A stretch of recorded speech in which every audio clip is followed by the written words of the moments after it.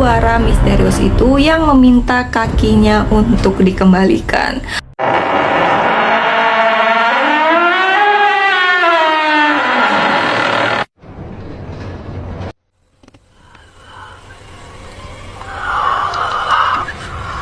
Hai guys, assalamualaikum. Terima kasih udah mampir di channel aku. Seperti biasa, di malam hari ini aku akan menceritakan kisah-kisah horor nyata lagi.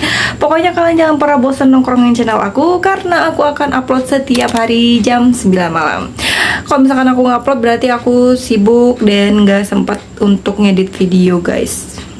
Buat kalian yang belum nonton KKN atau kisah-kisah nyata part 1 sampai dengan part sekarang, kalian bisa cari di playlist judulnya kisah-kisah nyata. Lagi dan lagi aku minta maaf kalau misalkan kualitas video dan suara rekaman aku kurang bagus. Aku juga ngucapin terima kasih buat kalian yang udah nonton, udah like, udah subscribe, udah komen, udah share. Semoga rezekinya lancar dan kalian terhibur. Kali ini ada cerita dari Reza di Bogor. Reza ini diteror oleh hantu jenazah kaki palsu. Penasaran gimana ceritanya? Oke, nggak usah banyak batu decot, kita langsung aja ke ceritanya. Cekidot. Reza ini berprofesi sebagai tukang gali kubur. Jika tidak ada job gali kubur, biasanya Reza ini akan bersih-bersih makam bersama kedua temannya yang bernama Udin dan juga Juna. Hingga suatu ketika kabar baik untuk mereka, tapi kabar buruk untuk orang lain. Yaps, mereka mendapatkan job untuk menggali kubur guys. Lalu mereka ini bergegas untuk mencari lokasi karena kabarnya jenazah akan tiba 2 jam lagi. Saat itu sekitar jam 3 sore, berarti jenazah akan tiba sekitar jam 5 sore. Reza dan kawan-kawan ini semangat sekali untuk menggali. Din gerak atuh tong heureuy wae gitu kan, bisi mayat teh keburu datang, cek si Reja teh, kata si Reja guys. Atuh santai weh gitu, cek si Udin. Nah, lalu mereka ini melanjutkan tugas mereka. Setelah 1 jam, akhirnya pekerjaan mereka pun selesai. Reza dan kawan-kawan ini beristirahat sambil menikmati minuman dan makanan sambil menunggu jenazah datang. Sampai suatu ketika ada kerabat jenazah yang bertanya nih, "Mang, kalau misalkan almarhum dimakamkan dengan kaki palsunya boleh nggak ya?" Kata Pak Heri. Pak Heri ini adalah kerabat almarhum. "Maksudnya gimana Pak?" tanya si Reja. "Begini loh Mang, almarhum ini kebetulan tuh cacat. Jadi semasa hidupnya beliau ini menggunakan kaki palsu pemberian mendiang istrinya. Jadi sebelum almarhum ini meninggal, beliau ini berpesan agar kaki palsunya ini dikubur bersama jasadnya." Astagfirullah, menurut syariat Islam yang saya tahu, tidak boleh membawa apapun yang berasal dari dunia Pak, kecuali kain kafan. Punten ya Pak ya, kaki palsunya ini bisa dicopot apa enggak Pak? Tanya si Reja. Setahu saya sih bisa. Ya sudah, nanti saya sampaikan ya ke keluarga almarhum, kata Pak Heri. Setelah mengobrol nih, Pak Heri pamit. Setengah jam kemudian, iringan pengantar jenazah pun datang. Reza dan kawan-kawan ini membantu proses pemakaman hingga selesai. "Mang, punten, saya teh dapat amanat dari keluarga almarhum. Tolong diurus ya bekas kaki palsunya almarhum ini untuk dikubur terpisah Mang, tapi jangan jauh-jauh," kata si Pak Heri. Reza yang mendengar itu tuh kayak sempat bingung, kayak, "Oh iya Pak," kata si Reza.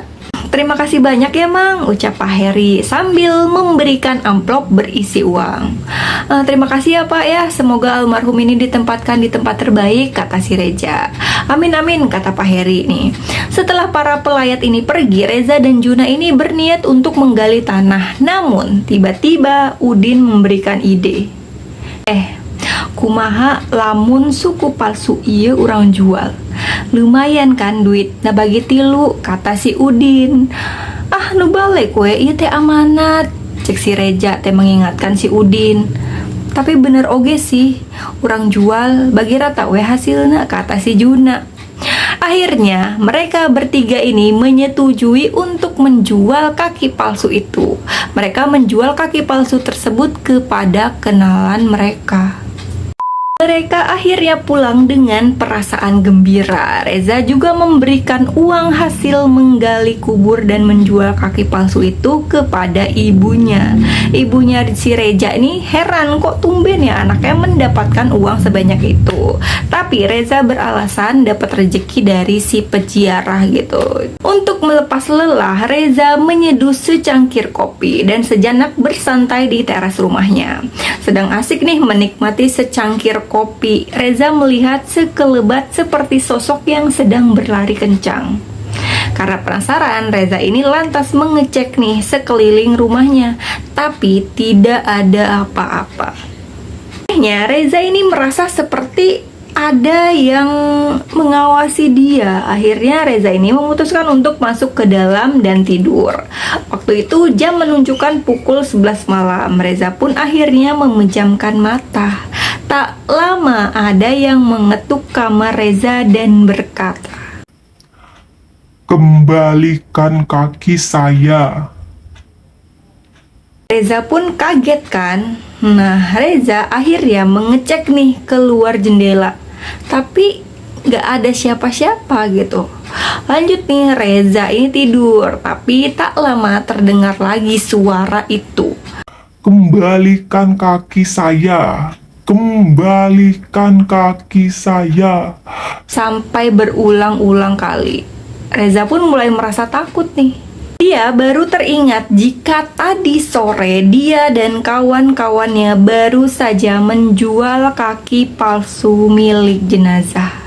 Lagi dan lagi suara itu terdengar nih, bahkan lebih kencang dari yang tadi. Reza ini sampai nggak bisa tidur sampai azan subuh. Esok harinya Reza merasa badannya tuh pegel-pegel, tubuhnya tuh ngerasa dingin tapi kayak panas gitu. Besok malamnya lagi-lagi Reza ini diteror oleh suara misterius itu yang meminta kakinya untuk dikembalikan. Karena sudah nggak tahan nih, si Reza akhirnya berteriak, "Besok saya kembalikan." Anehnya setelah Reza bilang begitu, suara itu pun hilang. Esokan harinya Reza menemui Udin dan Juna. Reza menceritakan semua kejadian semalam, dan ternyata Udin dan Juna pun merasakan hal yang sama. Mereka ini diganggu oleh suara-suara misterius itu.